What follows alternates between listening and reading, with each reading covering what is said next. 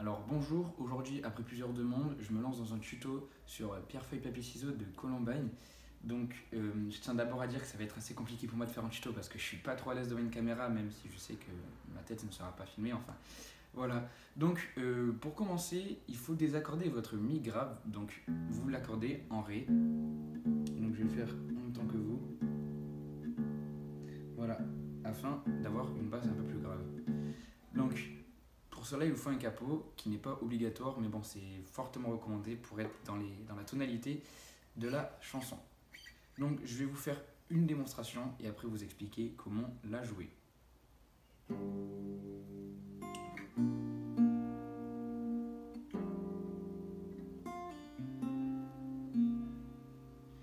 Voilà. Donc, c'est relativement simple quand vous avez compris le truc, mais ça demande un certain temps d'adaptation, simplement parce que y a des positions qui ne sont pas, on va dire, assez logiques, car le mi est désaccordé.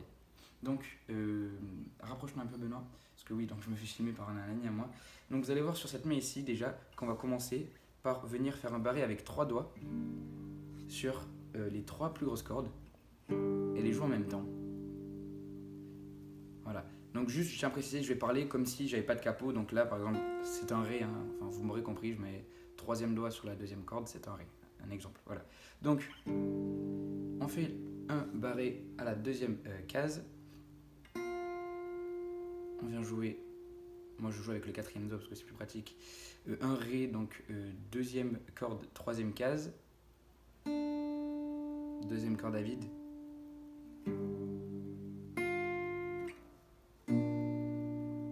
là ça se corse un peu, on vient placer le 3e doigt sur la 5e case, et sur la 6e corde, et les jouer en même temps,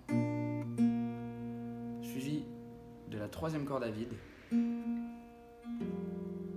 la corde de mi à vide, puis le 2e doigt sur la 4e corde, pardon.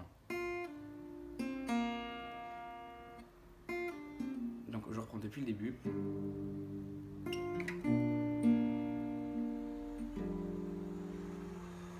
Voilà. Ensuite, 4e doigt sur la 3e case de la 2e corde.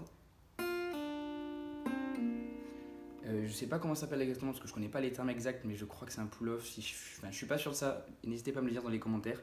Donc vous aurez compris, on met le doigt et on tire. Donc 3e corde, 3e case, 2e corde et 2e case, 3e corde, pardon.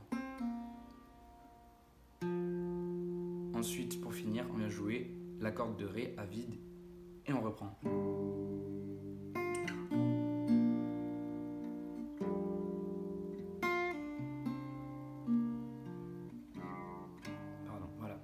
Donc c'est tout pour ce tuto, j'espère qu'il vous aura été utile. N'hésitez pas à me dire dans les commentaires ce qu'il faudrait que j'améliore. Moi je vous laisse, à une prochaine fois. Bye tout le monde.